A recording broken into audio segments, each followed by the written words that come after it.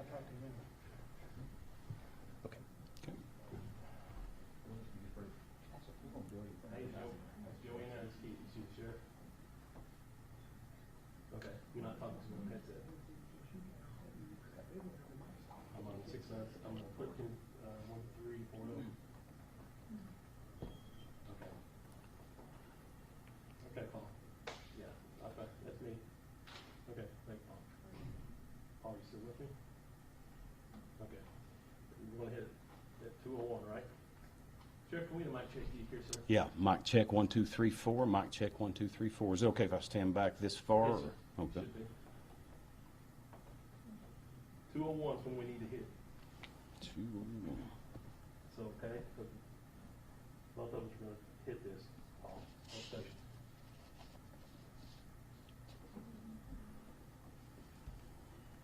So give me a clock too.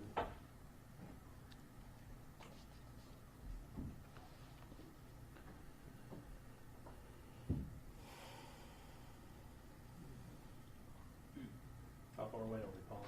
201.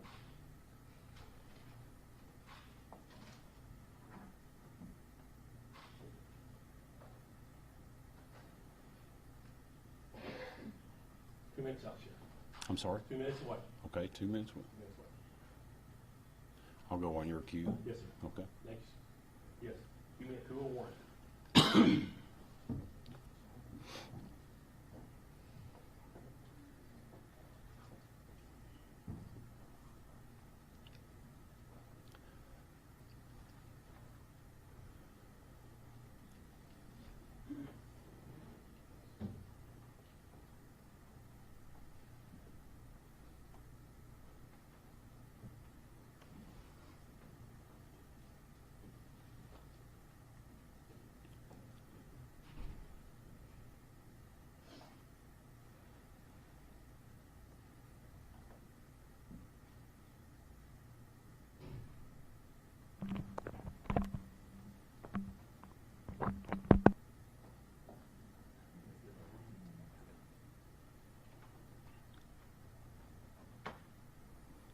Stay with me, Paul.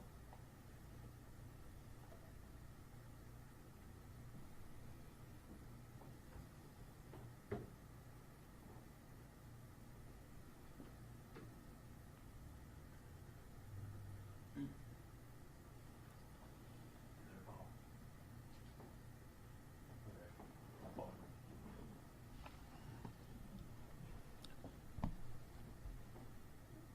Okay.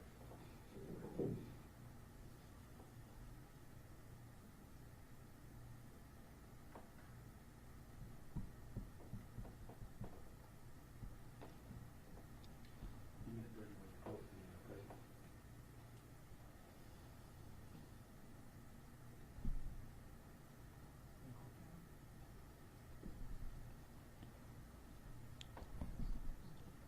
Paul.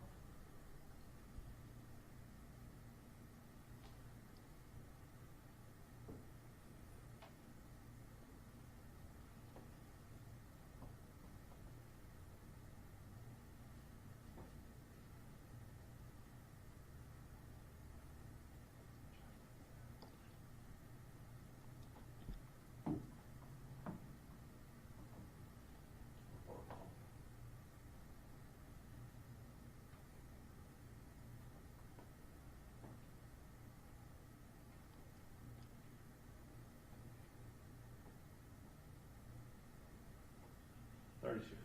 30. 30 seconds.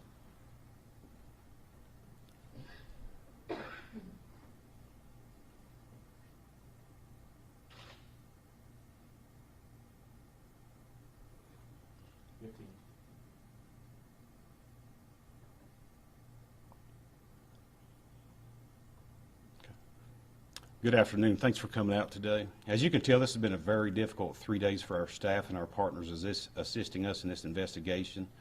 The Tennessee Bureau of Investigation and the Federal Bureau of Investigation have been really working hard the last 3 days, 80 plus hours. Finding Evelyn is our main concern and our top priority at this time. This case is unlike anything I've ever been involved in. We've had a child that's not been seen by the parents or certain family members in almost 2 months and was just reported this week. Evelyn was last seen in December. As you all know, these cases are already time sensitive, and we urge anyone with any information to come forward. I know there are a lot of questions and rumors floating around. Believe me, we have a lot of questions that are still unanswered as well. The investigation began on Tuesday afternoon, February 18, after the Sullivan County Sheriff's Office received a State of Tennessee Department of Children's Services referral. The referral stated that certain family members hadn't seen Evelyn in 2 months. The Sullivan County Sheriff's Office and the Department of Children's Services immediately launched an investigation to locate 15-month-old Evelyn Boswell. Her mother, Maggie Boswell, has been involved in the investigation, as long as with the father, Ethan Perry, who is stationed in the military in Louisiana. On Wednesday evening, just before 8 p.m., the Tennessee Bureau of Investigation decided the missing child met the criteria for an Amber Alert due to the child possibly being in imminent danger of physical harm or death. Numerous tips came through the virtual command center and into our dispatch center. All leads have and will continue to be followed up on. We are continuing to interview anybody that may have any information on the whereabouts of Evelyn, or anybody that can provide us with that information.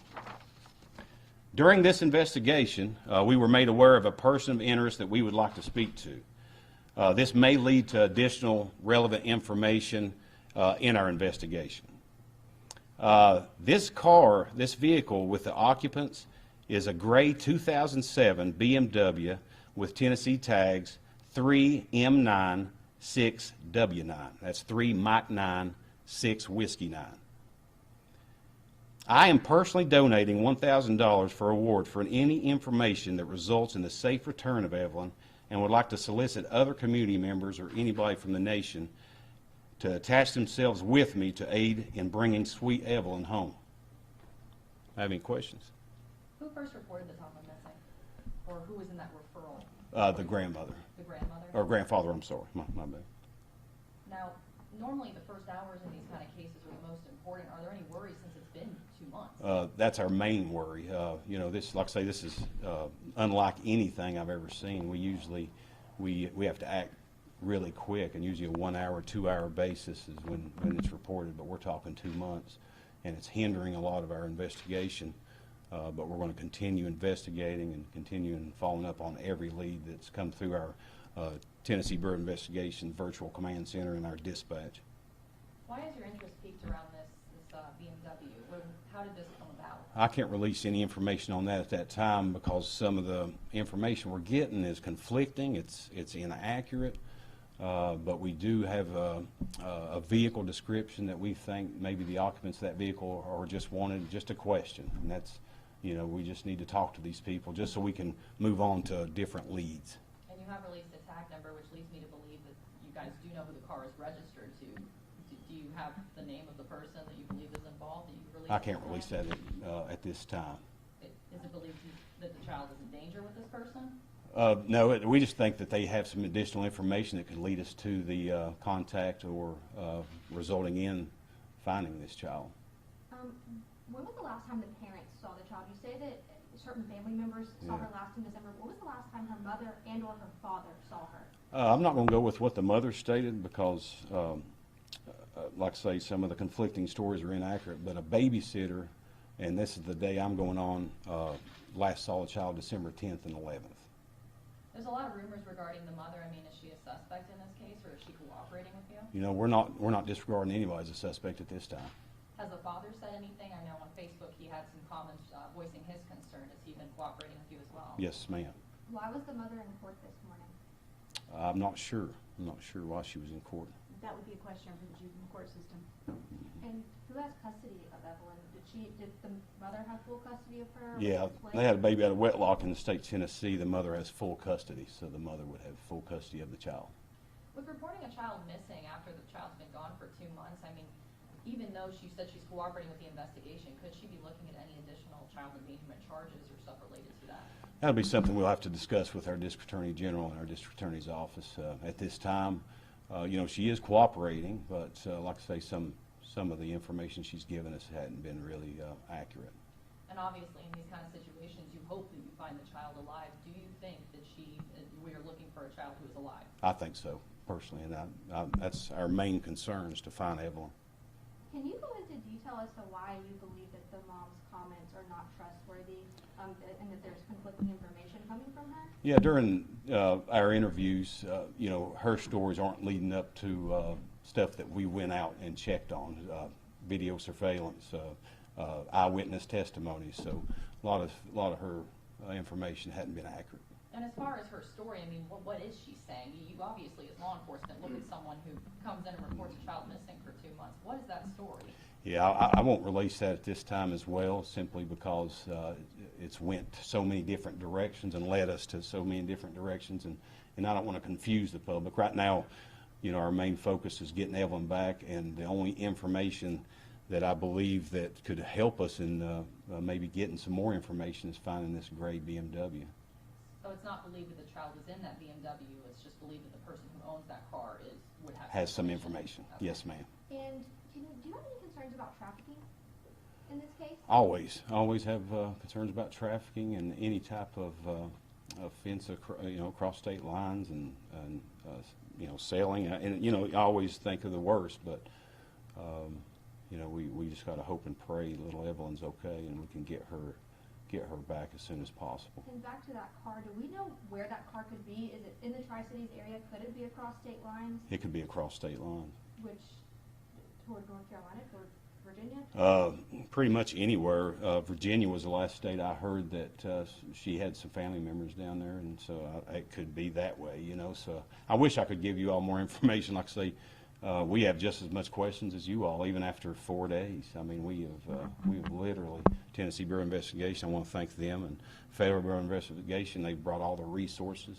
set up command centers, tip lines to take up all these tips, because you know our dispatch centers flooded with calls during the incidences like this, and you know, we're following every lead, even if we don't think it may be inaccurate. We're still going to follow every lead we get.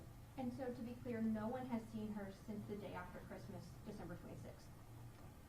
Or would you say that it was the earlier date in December by the babysitter?